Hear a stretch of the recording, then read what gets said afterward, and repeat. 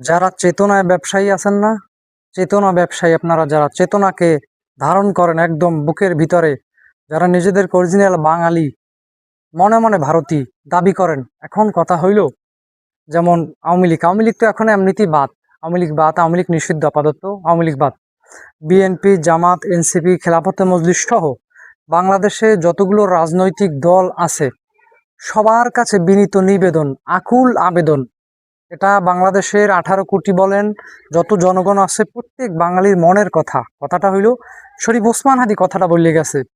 আর বিষয়টা ভাবনারও একটা বিষয় বা চিন্তা ভাবনা মাথায় নেওয়ার একটা বিষয়। বিষয়টা হইল আপনার বাঙালি এই জাতিকে আমাদের এখন উচিত ঘাস খাইয়ে হইলেও, কম টাকা খরচ করে হইলেও, যে কোনো ভাবে হোক টাকা পাচার বন্ধ করিয়া এবং নিজেদের টাকার অর্থে, নিজেদের উপার্জিত এই অর্থ দিয়ে, বাংলাদেশের টাকা দিয়া আমাদের উচিত অস্ত্র তৈরি করা। প্রচুর পরিমাণ অস্ত্র দরকার। যারা সংসদের ভিতরে নিজেদেরকে মুক্তিযোদ্ধা মুক্তিযোদ্ধা বলে চিল্লায়, ঠিক আছে, আমরা মানছি আপনি মুক্তিযোদ্ধা, ঠিক আছে, তার মানে তো এই না যে বাকি দেশের যত জনগণ আছে সব সরে যাইবে, বাকি যত দল আছে সব সরে যাইবে, ব্যাপারটা তো এমন না, ব্যাপার ঠিক না। তাহলে মুক্তিযোদ্ধা আপনি মানছি, আপনি মুক্তিযোদ্ধা, তার মানে তো আপনি একটা 20 তলা ছাদে উঠে আপনি বসে থাকবেন, আপনি নিজেকে একটা মুতমেয়া ভাববেন, এমন না।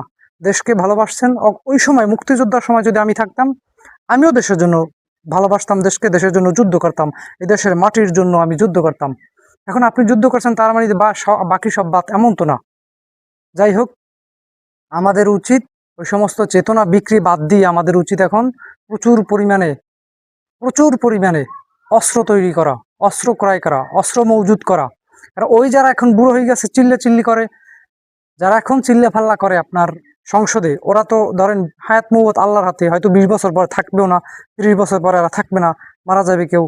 আমরা যারা নতুন প্রজন্ম আছি, আমাদের পরবর্তী জেনারেশন যারা আছে, আমরা যারা আছি, এরা দেখবেন যে বাংলাদেশের সাথে পাকিস্তান হারছে, এটা সত্য, 71 সালে।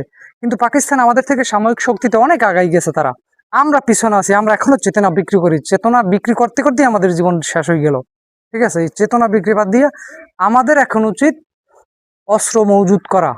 পরবর্তী জেনারেশন যারা আসবে তারা খুব আফসোস করবে যে আমাদের পূর্বকার যুগের মানুষ কি করছে, তারা কি করছে। এই আপনার তখন তো স্বাধীনতার 60 থেকে 70 80 বছর হয়ে যাবে, তারা তখন বলবে যে তখনকার মানুষরা কি করছে, এতগুলো বছর কোনো অস্ত্র নাই, কোনো কিছু নাই। আফসোস করবে আমাদের বাংলাদেশের পরবর্তী জেনারেশন যদি আমরা এখন অস্ত্র মজুত না করি।